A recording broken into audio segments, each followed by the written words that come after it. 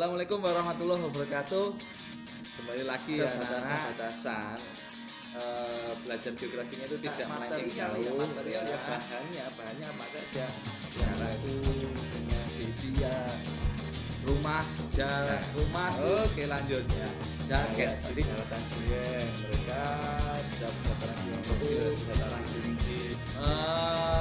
Lokasi relasi pada.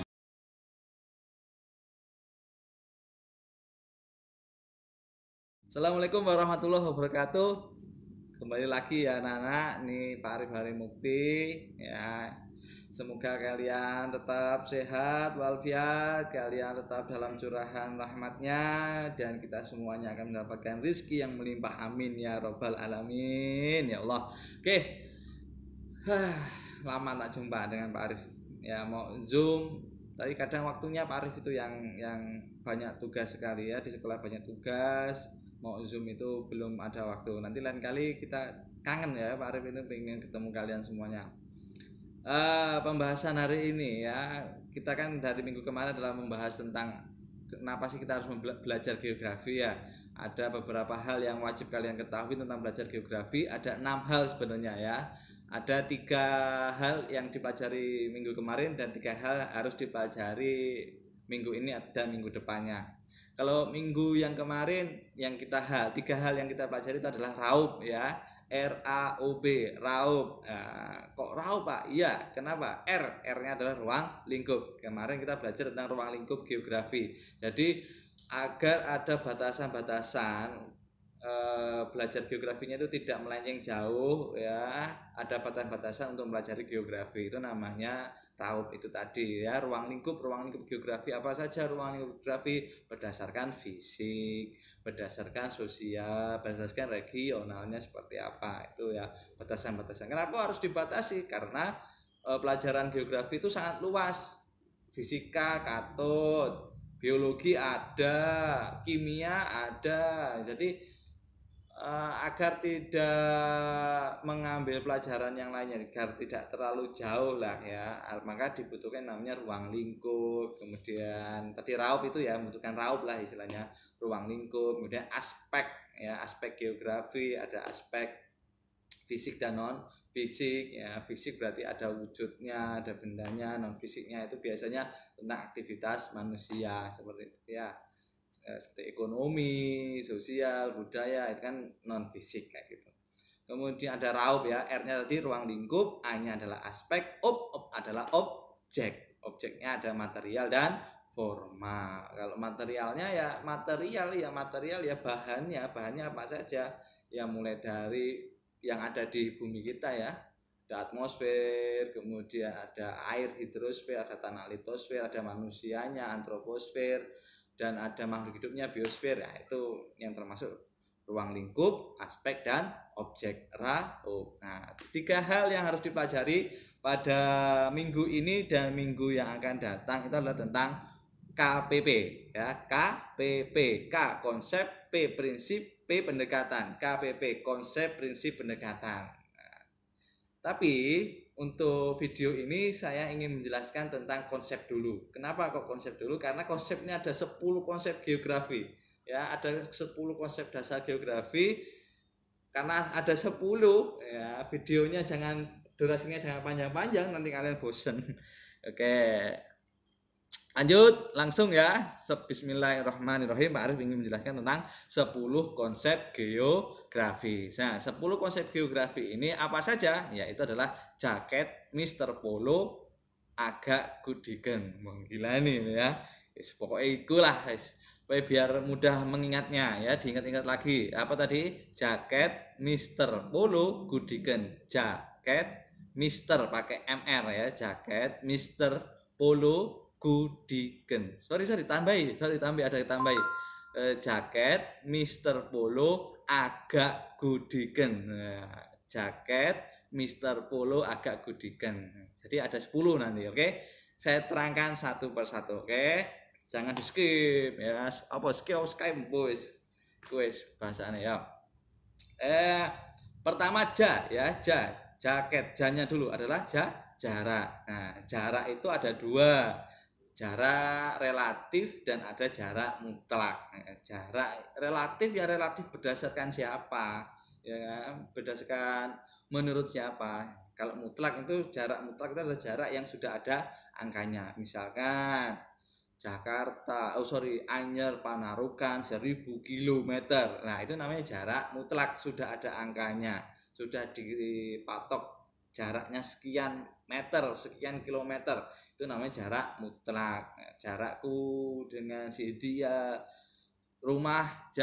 rumahku dengan si dia berjarak 2 kilometer. Nah, itu jarak mutlak. Tapi kalau jarak relatif, nah itu jarak berdasarkan siapa, menurut siapa. Misalkan menurut kamu Jakarta itu jauh apa dekat? Nah, kalau menurut saya ya relatif. Kalau saya jalan kaki ya jauh, jauh luar biasa.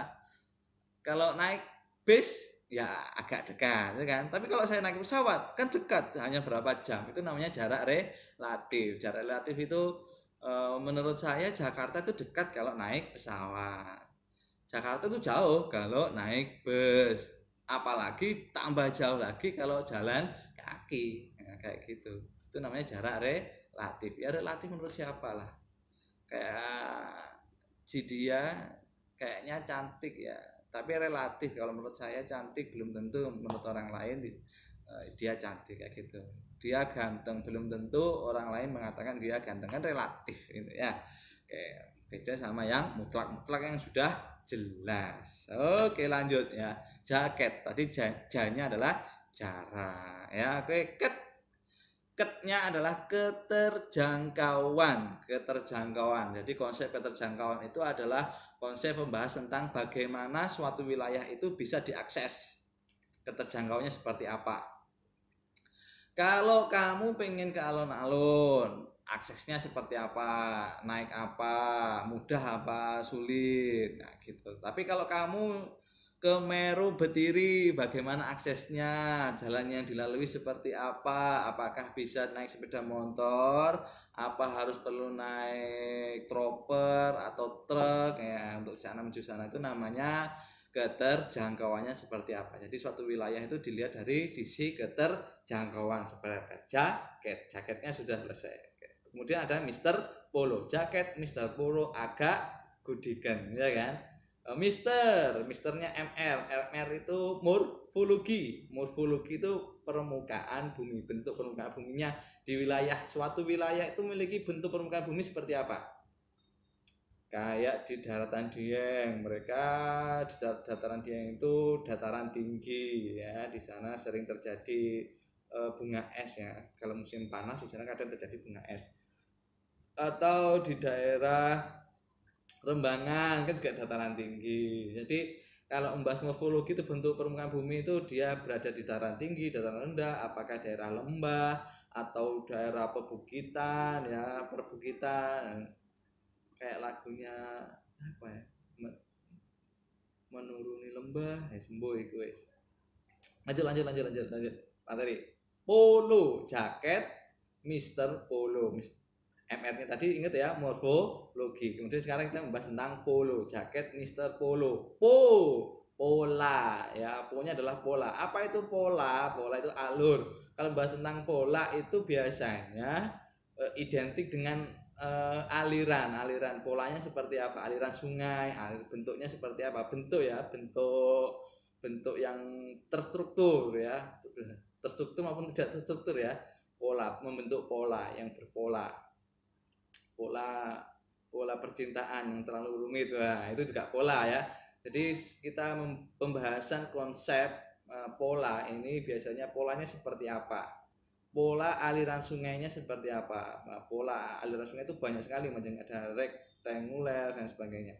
Kemudian bentuk pemukiman ya, pemukiman masyarakat, apakah pemukimannya dibuat kotak-kotak, apa dibuat memanjang. Biasanya kalau di daerah perkotaan kan terdapat perumahannya didesain seperti apa, rumahnya itu mengikuti apa ya, polanya seperti apa, itu ada polanya nanti. Itu namanya masuk pada konsep pola. Pola. Lokasi ya, pola, lo-nya adalah lokasi. Nah, Kalau lokasi juga hampir sama kayak jaket tadi, kayak jarak tadi ya. Kayak jarak tadi kan ada jarak mutlak sama jarak apa tadi, Rek? Jarak mutlak sama jarak relatif ya. Sama kayak di lokasi itu ada yang namanya jarak relatifnya juga. Jarak relatif. Oh, jarak relatif. Lokasi relatif ya. Anu iki grogi di video ini. Lokasi relatif. Misalkan gini, Kota Jember itu berada di mana sih? Kalau saya bertanya seperti itu bagaimana? Jawabannya apa? Kota Jember. Jangan Kota Jember wis, SMA 2. SMA 2 itu berada di mana? Ketika ada pertanyaan seperti itu ya tergantung yang menjawab, ya kan? Kalau saya menjawabnya misalkan dia SMA 2 berada di sampingnya kantor Dispenduk, kan boleh-boleh saja. Kemudian mungkin ada yang jawab, oh Jalan Jawa itu berada di Jalan Jawa, SMA 2 itu berada di Jalan Jawa nomor 16. Itu kan juga relatif, siapa yang mau menjawab seperti itu, siapa yang mau menjelaskan. Nah, tapi ada yang namanya lokasi ya, lokasi apa namanya? Lokasi bukan mutlak ya, absolut namanya. Lokasi absolut itu merupakan yang sudah ada angkanya. Kalau di jarak tadi kan ada jarak mutlak yang ada angkanya. Tapi kalau di lokasi itu menggunakan lokasi apa tadi, absolut ya, lokasi absolut yang sudah ada angkanya. Lokasi absolut. Contohnya gimana? Nah, Indonesia berada di 6 derajat lintang utara sampai 11 derajat lintang selatan, 91 derajat bujur timur sampai 141 derajat bujur timur. Itu kan sudah koordinat ya, berupa koordinat yang sudah ditentukan nilainya. Itu namanya adalah bukan jarak ya, ini lokasi absolut. Ya, lokasi absolut, lokasi relatif, hampir sama kayak jarak relatif, jarak mutlak. Jadi nanti dibedakan loh ya, diingat-ingat kalau jarak mutlak sama relatif. Tapi kalau lokasi absolut sama relatif, jangan kebalik. Biasanya kebalik siswa-siswa itu. Jaket Mr. Polo sudah selesai. Sekarang lanjut masuk pada agak itu sebenarnya masuk pada aglomerasi. Sebenarnya yang diambil itu ag-nya saja, tapi biar enak lah ya, enak jembatan keledainya biar enak ditambahi jadi agak ya, agak jaket Mr. Polo agak goodigan kan gitu ya, agak ag tapi yang digunakan adalah ag-nya, aglomerasi. Apa itu aglomerasi? Adalah pengelompokan ya, manusia itu cenderung berkelompok, bukan manusia saja ya, pada dasarnya fenomena yang ada di bumi ya, fenomena geosfer yang ada di bumi ini fenomenanya adalah mengelompok. Misalkan deretan gunung itu juga mengelompok. Kalau apalagi manusianya, mereka akan berkelompok mungkin sesuai dengan sukunya, mereka akan berkumpul sesuai sukunya. Seperti yang ada di Jakarta. Di Jakarta itu ada yang namanya Kampung Madura. Kenapa disebut dengan Kampung Madura? Karena wilayah di situ ada pengelompokan bahwa masyarakat Madura yang tinggal di Jakarta berkumpul menjadi satu di situ. Pengelompokan itu ya, boleh berdasarkan suku, berdasarkan agama, yang seperti itu pengelompokan. Tapi kita tetap Indonesia, berbeda-beda tetap satu jua, Indonesia jaya. Oke, tadi agak ya sudah, aglomerasi adalah pengelompokan. Sekarang masuk gudikan. Gunya adalah nilai guna. Jadi suatu wilayah, suatu tempat, konsep ini ya, konsep nilai guna itu melihat bahwa suatu wilayah itu berdasarkan nilai gunanya. Misalkan pantai digunakan untuk apa? Selain mencari ikan ya, juga untuk rekreasi, untuk wisata, itu juga nilai guna. Kemudian ada sungai juga bisa digunakan untuk tempat wisata, arum jeram, ya kan, tubing dan sebagainya. Kemudian daerah pegunungan ya bisa ditanami, kemudian juga bisa digunakan sebagai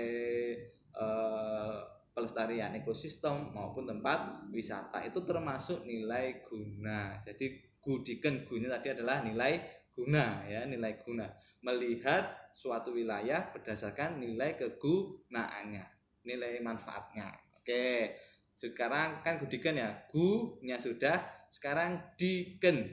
Lah, untuk D-nya ini ada dua ya, ada D dan I. DI. D-nya itu adalah diferensiasi area. Diferensiasi, different, berbeda, area yang berbeda. Alias setiap wilayah memiliki karakteristik yang berbeda. Jadi konsep ini membahas tentang karakteristik dari suatu wilayah yang berbeda dengan wilayah lainnya. Ya, misalkan Jember, Banyuwangi, Bondowoso. Nah, ini memiliki diferensiasi area di bidang apa contohnya? Budayanya ya, dari segi budayanya sudah berbeda. Kalau Banyuwangi dia memiliki yang namanya sukunya suku Osing ya, sukunya ada suku Osing. Kemudian kalau di wilayah Bondowoso lebih kebanyakan mereka adalah sukunya adalah suku Madura. Nah, terus kalau di Jember, nah, beda juga. Di Jember Madura masuk, suku Jawa masuk, Osing masuk, akhirnya campur sehingga Jember sering disebut dengan Pandalungan, campuran. Tadi jadi D-nya tadi diferensiasi area, different, berbeda, karakteristik yang membedakan wilayah satu dengan wilayah yang lain. Oke, kemudian ada I ya. D-nya tadi, I-nya ada interdependensi, interaksi dan interdependensi. Ya, interaksi itu keterkaitan antara satu wilayah, interaksi. Ada interaksi yang saling menguntungkan. Ya, kalau di sini lebih dibahasnya adalah interaksi yang saling menguntungkan. Misalkan Banyuwangi menghasilkan banyak ikan ya, mereka banyak ikannya. Kalau di Bondowoso banyak buah-buahannya, maka saling barter. Nah, ketika ada saling barter itu namanya ada interaksi antar daerah. Jadi yang dibahas di sini adalah interaksi antar daerah itu menghasilkan suatu mutualisme ya, suatu keterkaitan. Nah, keterkaitan itu kalau saling ketergantungan ya akan memunculkan yang namanya interdependensi. Interdependensi itu adalah ketergantungan. Aku sangat ketergantungan kamu. Aku kalau nggak ada kamu, aku nggak bisa hidup ya. Seperti itu namanya interdependensi, ketergantungan. Oke. Tadi gudiken ya. Sekarang masuk kennya. Gu nilai guna, D-nya diferensiasi area, I-nya tadi apa tadi I-nya? Interaksi dan interdependensi, dan ada ken wes. Kan itu keterkaitan ruang. Nah, kalau keterkaitan ruang itu sebenarnya hampir ya, hampir sama kayak interaksi. Tapi kalau keterkaitan ruang itu adalah membahas suatu wilayah, ada suatu fenomena yang diakibatkan oleh daerah lain. Misal gini, banjir Jakarta. Padahal di Jakarta tidak hujan, tapi Jakarta kok bisa banjir? Ternyata Jakarta mendapatkan air kiriman dari Bogor. Lah itu namanya keterkaitan ruang.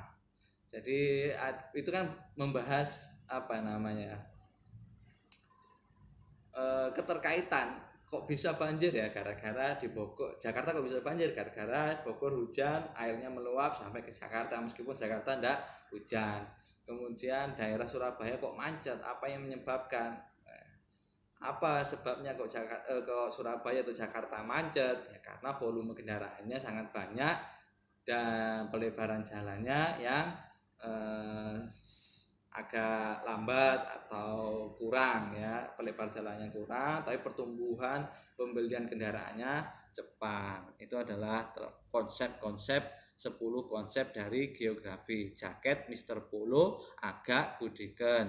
Jarak, keterjangkauan, morfologi, pola, lokasi, aglomerasi, nilai guna, diferensiasi area, interaksi dan interdependensi, dan yang terakhir adalah keterkaitan ruang. Semoga kalian dapat memahami apa yang Pak Arif sampaikan. Semoga jadi manfaat ya. Semoga kalian sukses semuanya. Untuk 10 konsep saya kira sekian. Kalau ada yang ditanyakan silakan chat pribadi ke Pak Arif boleh, atau di grup juga boleh. Kurang lebihnya mohon maaf Pak Arif ya. Saya akhiri, wassalamualaikum warahmatullahi wabarakatuh.